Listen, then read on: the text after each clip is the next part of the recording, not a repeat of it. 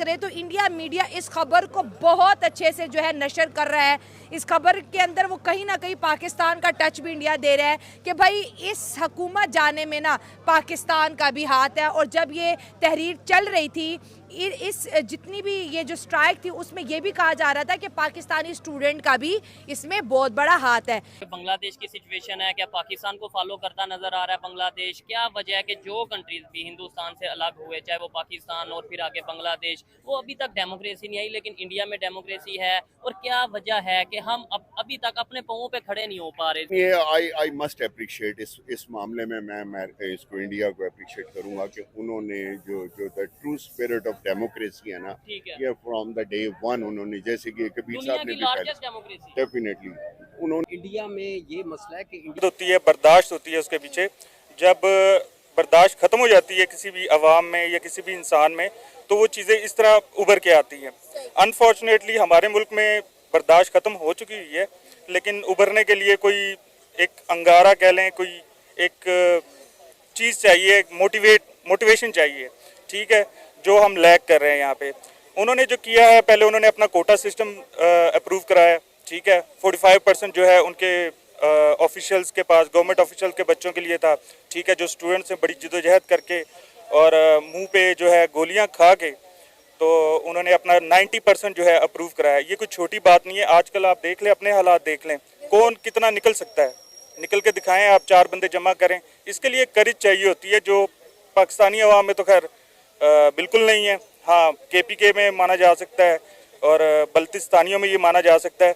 तो पंजाबी कह लें या पंजाब वालों से कह लें, ये एक्सपेक्ट नहीं कर सकते कि आप, जिससे उसको नुकसान होता है। उनकी मेंटेलिटी क्या होती है, और अगर उनकी मेंटेलिटी डेवलपमेंट की है तो फिर वो कभी भी किसी को अपने कंट्री में एज IDP नहीं रखेंगे। हमारे नेशनल मीडिया पे तो चल रहा है कि ये जो नई हुकूमत अब बनेगी, जो रजीम बांग्लादेश जो है, इंडिया की हुकूमत तो रही है बांग्लादेश में, ठीक है, इलेक्शंस इंजीनियर्ड होते हैं, ठीक है, वहाँ पे, और एक 30 साल से हसीना वाजिद ही विन करती आ रही हैं। ये कोई नॉर्मल चीज़ नहीं है कि उनको ही चूज़ किया जाता है। वो अपने ओपोनेंट को मतलब बिला शिकस्त वो बाहर कर देती हैं। तो हमारी बस बदकिस्मती ये है कि हमारी यहाँ पे बारियाँ लगी होती हैं, ठीक है, एक आता है एक जाता, तो सेम स्ट्रक्चर ये उनका और हमारा। सर, हमने देखा है कि शेख हसीना वाजिद के ताल्लुकात इंडिया के साथ बहुत ज़्यादा अच्छे थे और उनका इक़्तिदार में रहने पर इंडिया का बहुत बड़ा हाथ था। इंडिया की जानिब से उन्हें बहुत ज़्यादा हमेशा सपोर्ट किया गया है। जी बिल्कुल, उनका जो है, देखें, हुकूमतें आजकल जो है ना, जंगे तलवारों से और इस तरह नहीं की जाती। इनको कहते हैं कोल्ड वॉरफेयर कहते हैं, अगर आप मिलिट्री टर्म्स को अंडरस्टैंड करती हैं तो। ये कॉलोनियलिज्म कहते हैं। ब्रिटिश अब यहाँ से, हमारे पाकिस्तान से, इंडिया से चला तो गया है, लेकिन वो इंडिया में फौज को पहले दिन से ही उन्होंने अपनी बैरक्स में रखा। ठीक है, जो उनकी ड्यूटीज हैं वो कर रहे हैं। मतलब नेहरू को मिलने आया था उनका आर्मी चीफ, जब वो PM बना है, तो सेक्रेटरी ने कहा कि जी आपको चीफ साहब मिलना चाहते हैं। उसने कहा कि वो किस लिए मिलना चाहते हैं? अच्छा। उनका जी वो ऐसे खैर सगाली के तौर पे। उसने कहा डिफेंस सेक्रेटरी से बात कराओ। डिफेंस सेक्रेटरी को उसने लाइन पे जब दिया, उसने कहा कि तुम्हें पता है तुम्हारा चीफ किधर है? उन्होंने कहा जी आर्मी हाउस में होगा। कहता है वो यहाँ आया हुआ है, मुझसे मिल लो। अच्छा, तुम्हें पता है, इजाजत लिया? कहता नहीं। कहते तुम भी आओ, इसको भी लेके आओ। वो जब अंदर आया तो उसने कहा आइंदा तुम्हें PM हाउस के इर्द गिर्द भी कहीं देखा तो तुम्हारी नस्लें याद करेंगे। ठीक हो गया। मतलब उसके बाद से CNC जो है वो अपनी बैरक्स में ही है, औकात में ही है, जो उनका दायरे कार है उसी में है। ठीक है, और शायद इसी वजह से हमारे यहाँ उलट है। हमारे यहाँ ये हुआ कि लियाकत अली खान साहब वहाँ से आए थे इंडिया से, कॉन्स्टिट्यूएंसी उनकी वहाँ रह गई थी, ठीक है, रूट्स कोई नहीं थी यहाँ अवाम में।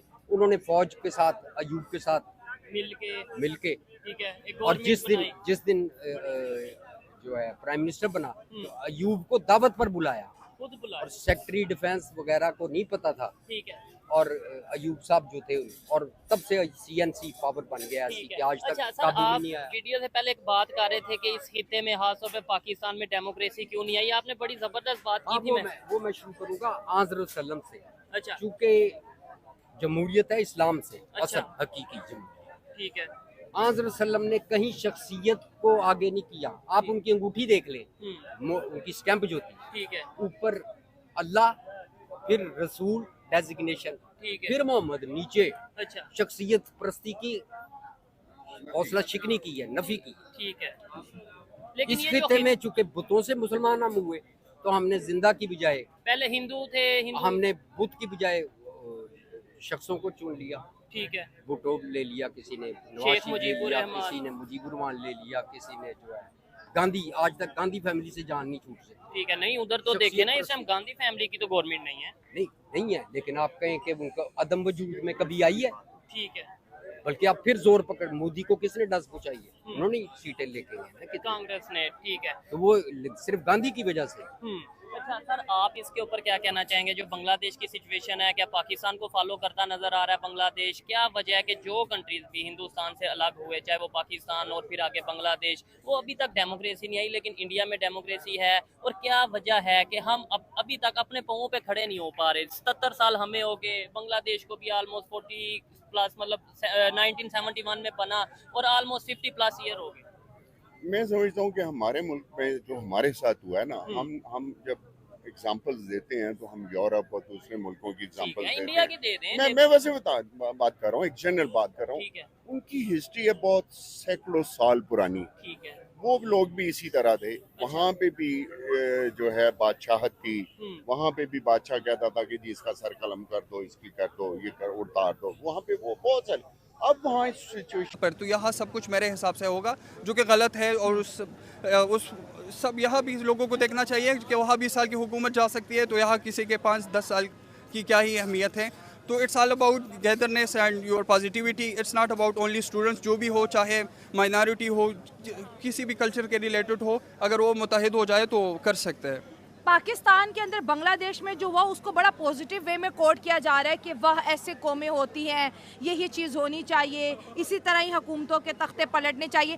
पाकिस्तान पे जो ये बांग्लादेश में हुआ, इसका क्या असर पड़ा है?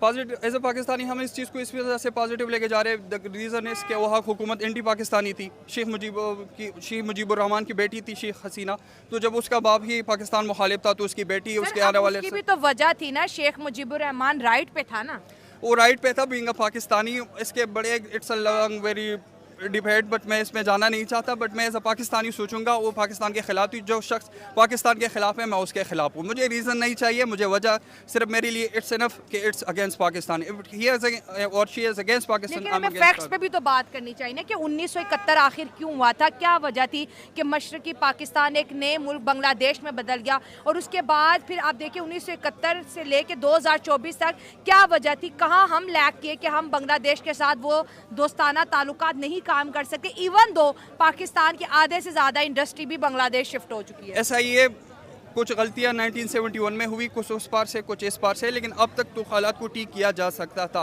गलती हमारी है, हम भी है, लेकिन हम रोंग और राइट को भी तो जज ऐसा ही है। लेकिन अगर उस साइड परले साइड सरहद पार से अगर कुछ पॉजिटिविटी दिखेगी तभी यहाँ से कुछ होगा, लेकिन जब उस साइड से ही अंधेरा होगा। शेख मुजीबुर रहमान की बेटी शेख हसीना चाहती नहीं थी कि इस तरह के कुछ मुज़ाकरात हो, जब वो हट गई है तो इंशाल्लाह उम्मीद है कि कुछ पॉजिटिव दिख जाएगा हमारे रिलेशन। उनकी पूरी फैमिली को गहरी नींद सुला दिया गया था 1971 में, और ये दो बहनें ही बची थी क्योंकि उस वक्त घर में मौजूद नहीं थी। तो फिर आप किस तरह एक ऐसे रिश्तों को बढ़ाएं जिस रिश्ते के पीछे इस तरह की तल्ख हकीकतें छुपी हुई? जो गलतियां हुई है तो उसको गलतियों को सुधारा भी जा सकता है। ये बात अच्छी है। यस, जो बांग्लादेश में आपने बड़ा अच्छा पॉइंट उठाया कि फिर आप बांग्लादेश के इनकलाब को भी पहुंचे।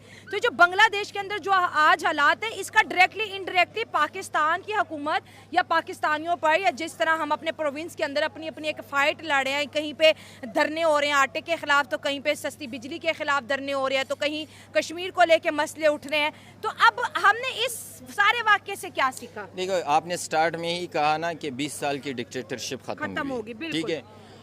ये ऐसे इनकलाब या ऐसे जो कामयाबियाँ जो अगर वहाँ पे मिली हैं स्टूडेंट्स को, और जो स्टूडेंट्स यूनियंस हैं वहाँ की मिली है, तो यहाँ पे जो मोमेंट्स लीड कर रहे हैं उनको एक होप मिली है। अच्छा। कि अगर बांग्लादेश में लोग उठ सकते हैं, श्रीलंका में लोग उठ सकते हैं, और तो पाकिस्तान में क्यों हम नहीं कर सकते? हमने तो उनसे ज़्यादा, वहाँ पे 312 शहीद हुए हैं पश्तून